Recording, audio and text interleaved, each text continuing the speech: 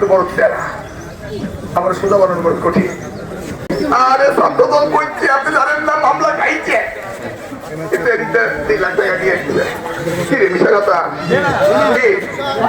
এইভাবে তারপর মেটাইতো। ওকে, এখন এমপিআই করে কি, বিশেষ করে নর্থ বেঙ্গল এমপি আমার নীলফামারী এমপিরা, বুঝছেন তো? আপনার 50-70 টাকা কিনলে সিরাজ ভাই 5,000 টাকা দিয়ে যায়, 100 লম্বা একটা দিনের করতে 1 লাখ টাকা নিয়ে যায়, ব্যান্স মিলে 2 লাখ টাকা খরচ। 20 জনের একটা দারোয়ান, পিয়ন, দপ্তরিতে শুরু কইরা শিক্ষক পর্যন্ত 20 জনের একটা পেরোলের লিস্ট আছে, একটা সেট আপ আছে। যারা ওর মতো শিক্ষক, এই তোরা 5 লাখ করে দিবি, পিয়ন 2 লাখ দিবি, দপ্তরি 1 লাখ টাকা দিবি, নাইট গার্ড 50,000 টাকা দিবি।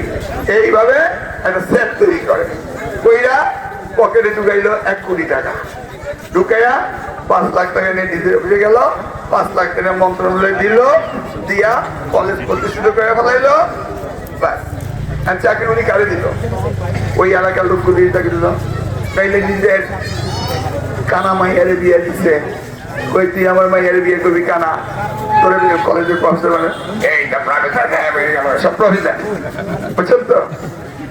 আমি এইটা নিয়ে মন্ত্রী হওয়ার পর্যায়ে বিরোধ শুরু করবো, স্বীকৃতি দাও। তা আমি এগুলি বললাম যে আমি এমনিকে দেখে এসছি, শিক্ষকদের নিমন্ত্রণ করবো, তা না হইলে এটা হবে না। আমার মন্ত্রণালয়ের মন্ত্রী সাহেব আর আমার সচিব সাহেব আমি কি করি তারা বুঝেই না, বুঝার চেষ্টা করে না। পরে আমি করলাম যে আমি ফাইলে সই করবো, আমি ফাইলে সই করবো না, তাই ফাইলে আর সই করি না।